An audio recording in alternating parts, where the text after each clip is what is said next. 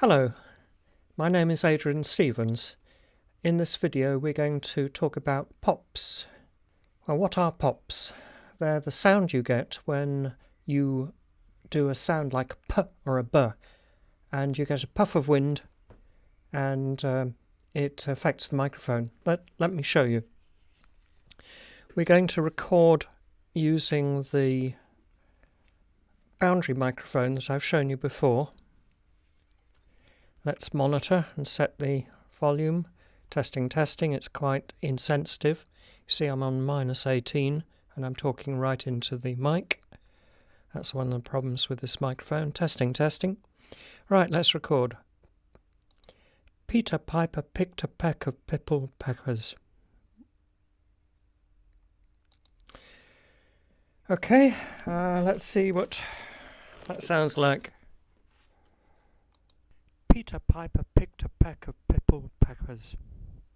That is what pop is. Let's change to waveform dB mode. So what are we going to do about that? Well, we can move the microphone away. So we'll try this. Peter Piper picked a peck of pickled peppers. Change to waveform dB. I'm going to normalize this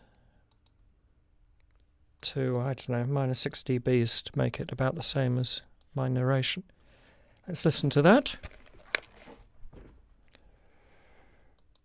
Peter Piper picked a peck of pickled peppers.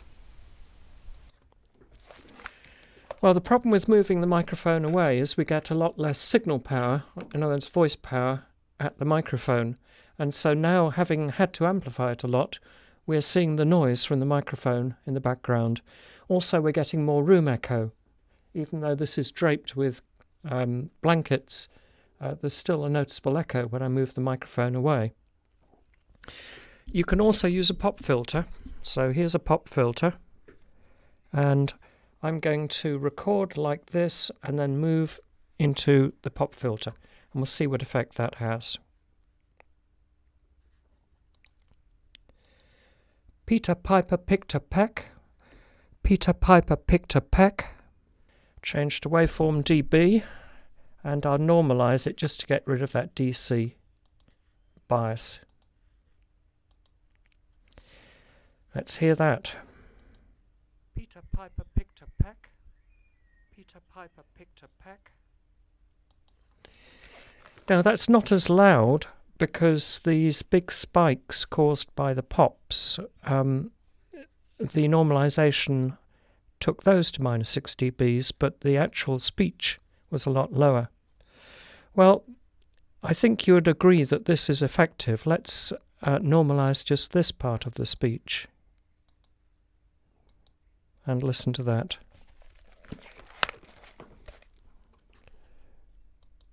Peter Piper picked a peck. Well, there is some noise, electrical noise there, which can be removed with noise reduction. But that pop filter seems to have been quite successful in removing the pops.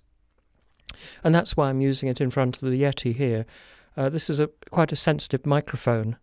And if I didn't have the pop filter, you would be getting a lot of pops.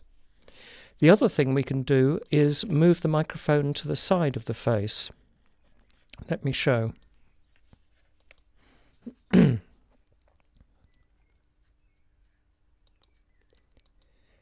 Peter Piper picked a peck. Peter Piper picked a peck. And let's change to waveform dB again. Let's normalize it.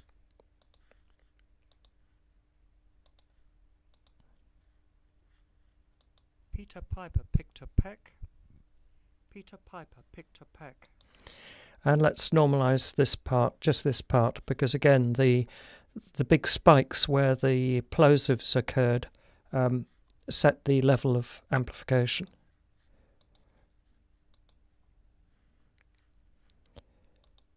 Peter Piper picked a peck.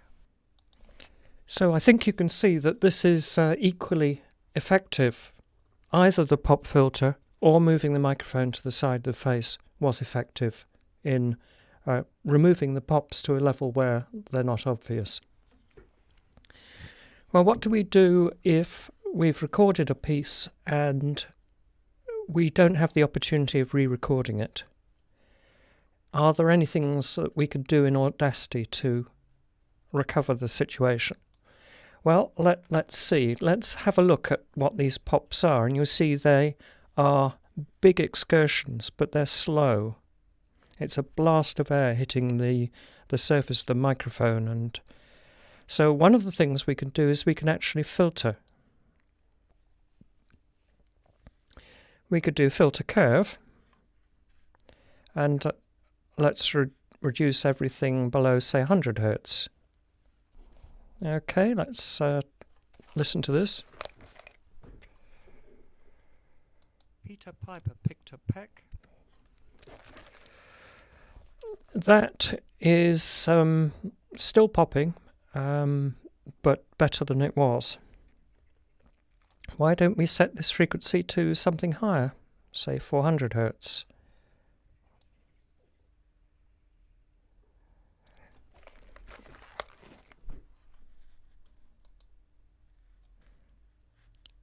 Peter Piper picked a peck.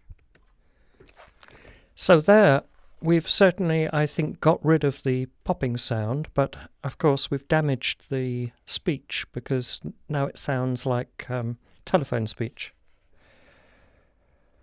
Well, we can apply the curve to each of these pops individually. So we can select an area. If we select it where it crosses 0, and then repeat the filter curve, Control R, we've dealt with just that one pop. Let's listen to this last one here.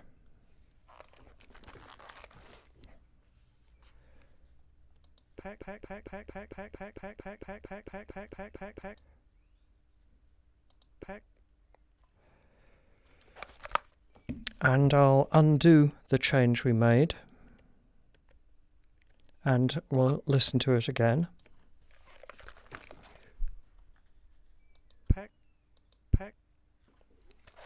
So I think you can see that we have removed the pop sound quite successfully. Obviously this is not something we want to do a lot of, because that was quite a lot of work if we've got to attend to each of those individually. But if you just got one or two in a reading, that's a reasonable thing to do. So to summarise, in this video I've shown the effect of being close to the microphone on axis and speaking and getting so-called pops. I've shown that a pop filter can be effective in reducing those pops, and I've shown that positioning the microphone to the side of the face can also be effective, and I've also shown, if you're forced to do it, that you can individually edit those pops and remove them in Audacity. Thank you for watching.